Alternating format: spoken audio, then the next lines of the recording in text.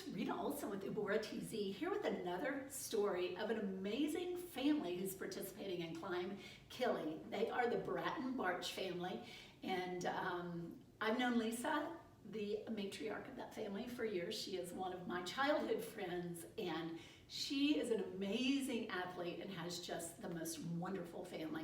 They have climbed Kilimanjaro, and they are here to share more about that experience. The Bratton Bartsch family. Hey, Bratton Bartsch family. Hi. Hey. So today you're coming to us from West Virginia, where Dr. Bartsch lives. So if you guys just want to kind of go around the room and introduce yourselves, that would be amazing. I'm Dick Bratton. I'm Lisa's husband and Bartsch kid's stepdad, and live in Bozeman, Montana. Oh yeah. And I'm Lisa Bratton. I'm the mama to all these climbers, and we live in Bozeman, Montana. And then I'm Sierra. I'm the baby of the family, and I also live in Bozeman. And Cool. like she advertised, I'm Dr. Mackenzie Bartsch. I live in West Virginia doing residency. Yeah, and I'm Shay. I also live out in Bozeman, and we just all happen to be out in West Virginia visiting. So, And then you Super might cool. come in and come in and out. Yeah. Oh, You oh. take experiences. Awesome. So who all is climbing Kili? So just raise your hand. so The back virtual, row. yeah. Okay. The back row. And y'all, which route are y'all tackling? The long one, I'm sure. Yeah, the 160. Yeah. Yeah. What's the name of it? Macon? The Macon Dunnigan route, who Yeah. is a real person who climbed Kilimanjaro 4 times in 1 month. So that's why that route was named the Macon Dunnigan. Unless I checked, I think, Lisa, you're like at the top of the heap in terms of miles accumulated so far. So that's That doesn't pretty surprise me. amazing. Yeah. There's some real elite athletes participating. So I'm like, go, Lisa. And Sierra and Dick, y'all aren't far behind either. So I need to go record my miles from this week. Haven't yet. keep going. Hey, okay, so who is the best athlete in the family? I am. Me. And who's the most competitive? Mom. Mom. That does not surprise me. Although they're all pretty competitive. Yeah, it didn't. The apple didn't fall far from the tree for that one. I know. And who's the tallest? Shay. Shay is. Shay. And how tall are you, Shay? I'm 6'6". And there's a whole lot of talent in that room besides athleticism. You have a doctor and a realtor and an entrepreneur, and Sierra, you're a marketing person like me, and Lisa, you've just done all kinds of cool things with your life. So way to be a great family, y'all. Yeah, no, we're lucky. Okay, so I know y'all love to travel. And one of those adventures took you to Tanzania to climb Mount Kilimanjaro. So I just really am excited to learn more about your experience. Lisa, thanks for those great pictures you shared. So who would like to kind of start about where did the whole idea to climb Kilimanjaro come from? Whose idea was that? No, it kind of started when Mackenzie and I climbed to base camp Of Mhm. Everett. of Everest, Yeah. yeah. And we met a gal there from New Jersey, and she hadn't done Kilimanjaro yet, but she was saying that she really wanted to. And so we started looking into it, and I decided I wanted to do it, and then 4 other hands raised. Said, we'll do it with you. So anyway, that's kind of where it all started. Cool. And when was that? When did y'all do the climb? 2017. 17. No, 2017. March Yeah, of 2017. So talk to me about preparation for it, because from what I understand, Kilimanjaro is one of the more accessible mountains to climb. I mean, you don't have to like go through, rigorous training. Did y'all have kind of a special training that you did for that? You know, we did a lot of hikes and walks with mostly our paps on, because we wanted to make sure our paps weren't bothering us in any way. And I just told all these guys, I said, do not be the weakest link. You know, and Sierra, I wasn't worried about at all. And then I was the weakest link. Oh, But man. that was just because she got sick. Yeah, I was living in Laramie at the time, so I was living at the highest altitude. So the altitude training was easy for me. Yeah. That Yeah. we did some downhill training too. That's not something that people often think of, but having a pack on and then going downhill, because what goes up must go down. So you would be shocked the muscles you use going downhill that you don't think to work out before a climb like that. Well, and with most of you living out west in a higher altitude, you would think that you would be better acclimated And I think we to were. ascending, 20,000 feet almost, but yeah, I guess so what's the altitude like in Bozeman? Like, So Bozeman's only like 4,000-ish feet, but at the time, none of us were living in Bozeman. We were still in Casper. and Casper's about like about 50,000 that feet. same, right? Yeah. 5,000. And really, as a whole group, I think we were better, like, acclimated to the elevation, because there were several groups there that came from sea level, and first day we're struggling, whereas first day these guys came out of the gate 100 miles an hour. You're not supposed to do that. Yeah, You're supposed to go slow. That's what I told them. Yeah, our guide. You fun. Out before our guide, and he caught up to us, and he was like, Pull, slow down. Pole pole. Yeah. So, Pole means slowly in Swahili. yeah, very good. I've learned that too. So talk to me about flying in to Tanzania and seeing the mountain for the first time. Yeah, so I kind of got talked into the whole climb with everyone. I guess at the time I was probably the least, like, go to the gym and run 6 miles like all these guys do every day. And so I just kind of was like, oh yeah, like, go to Africa, it'd be cool.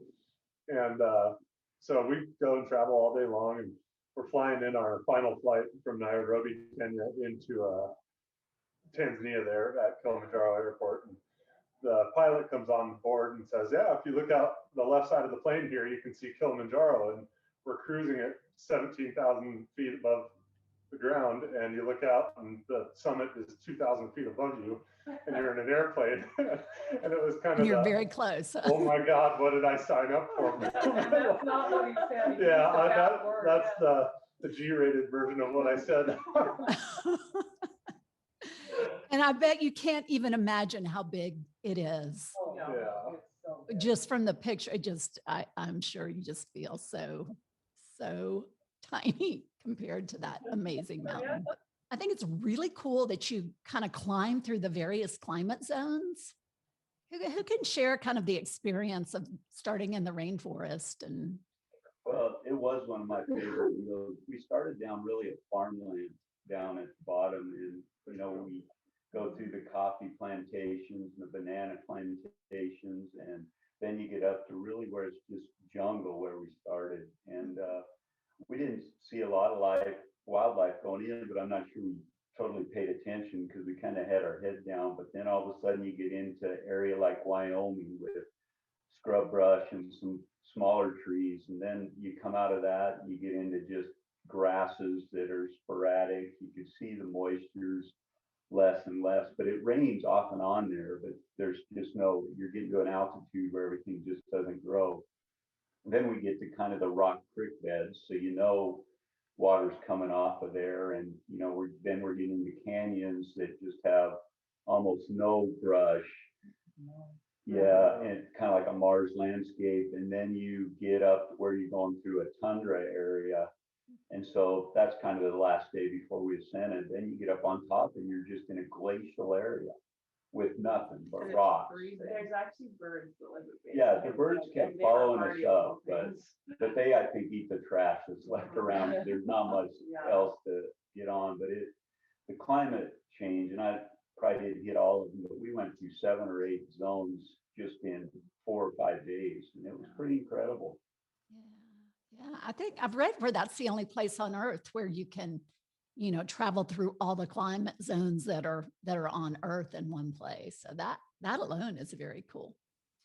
So I keep hearing about how amazing the stars are in Tanzania.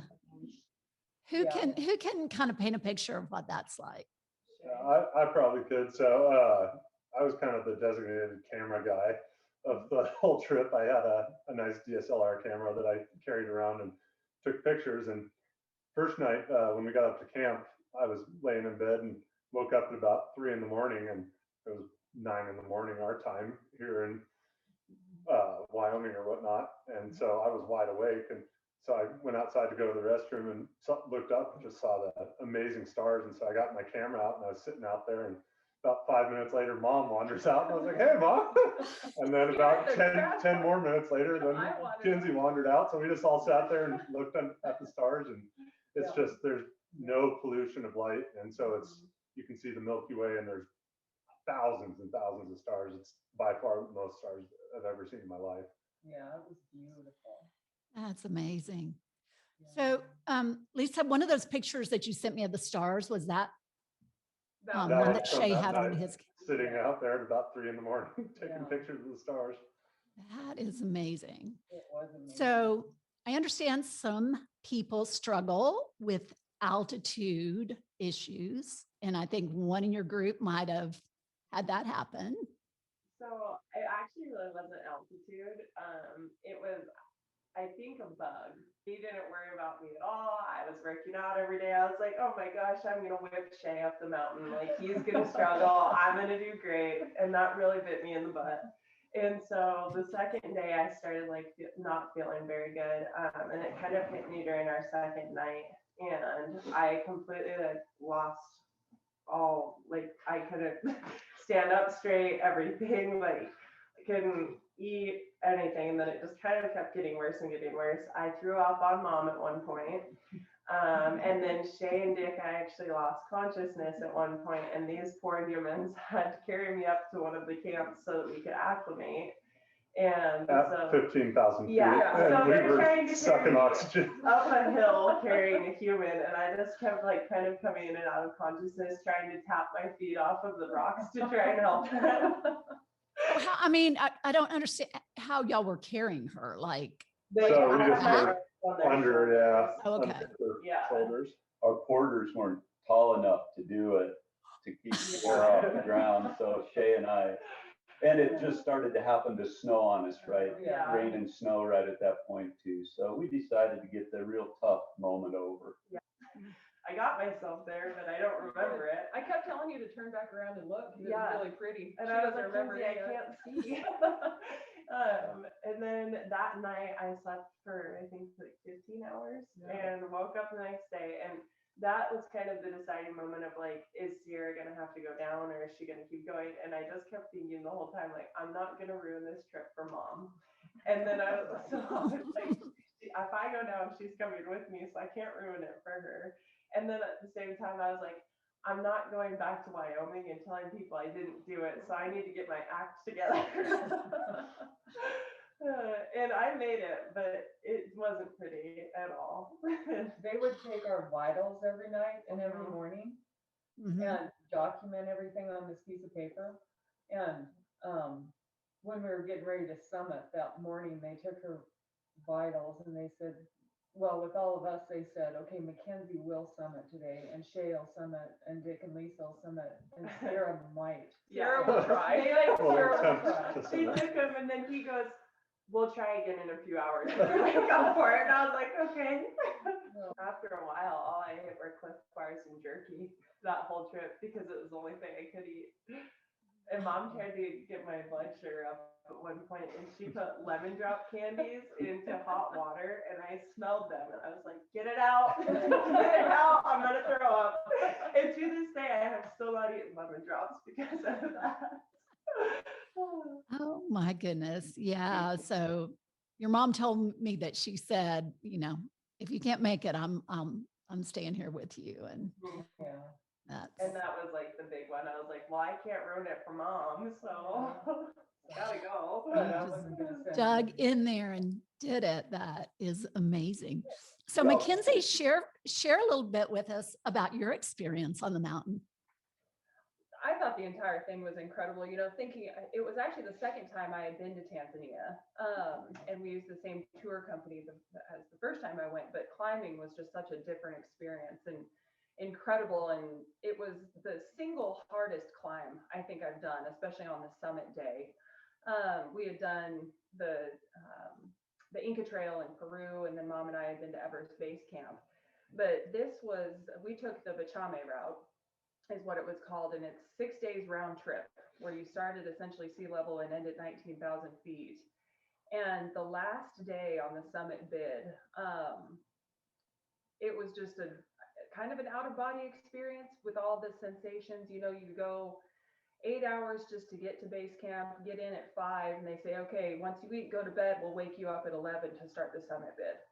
So you start climbing just around midnight after another meal where they force food down you. And then you climb in the dark and you darn near can't even see your own feet for close to 7 hours so that you can be on the summit for sunrise, which was one of the most incredible experiences of my life, of watching the sun come through the clouds. And it actually didn't come at where you would think the horizon was.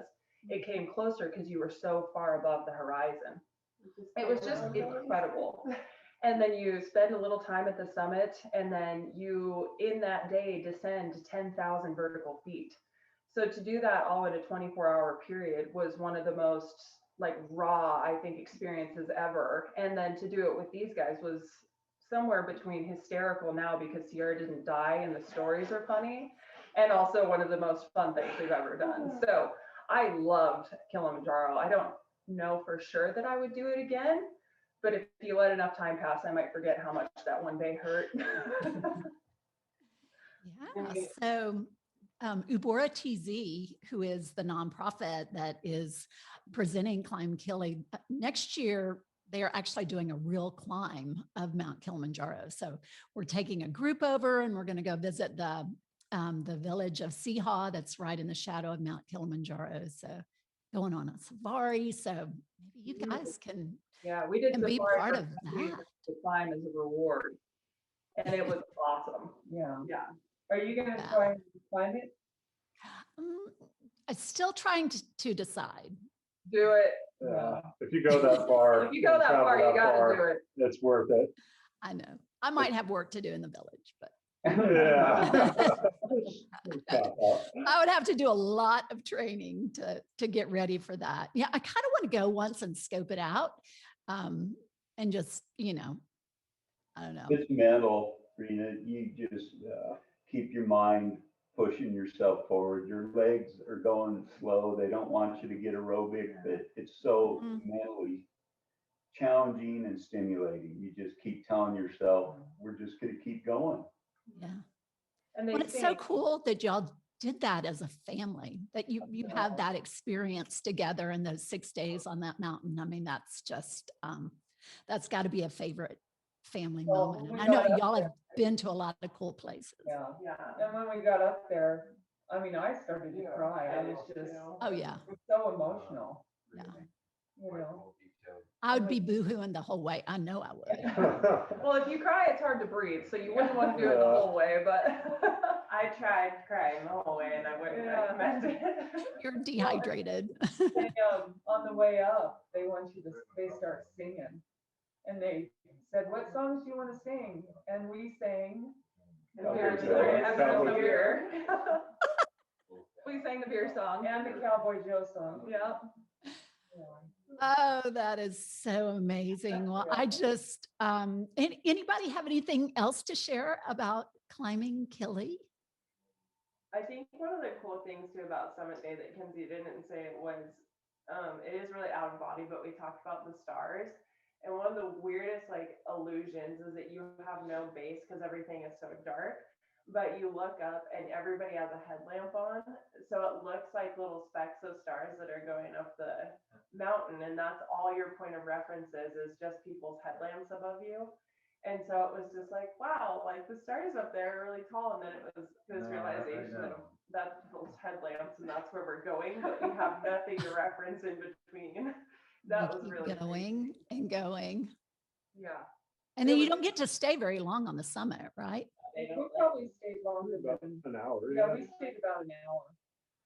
But we built, what are those things called, rock? The rock pyramid. You know, the rock pyramids with everybody in the family, and plus we had lockets that we took up there. Mhm. We took a picture of the kid's dad and put it up there, and then a picture of my brother and put it up there. And my dad handed out Sacagawea coins, Yeah, so I left one of those. Oh, man.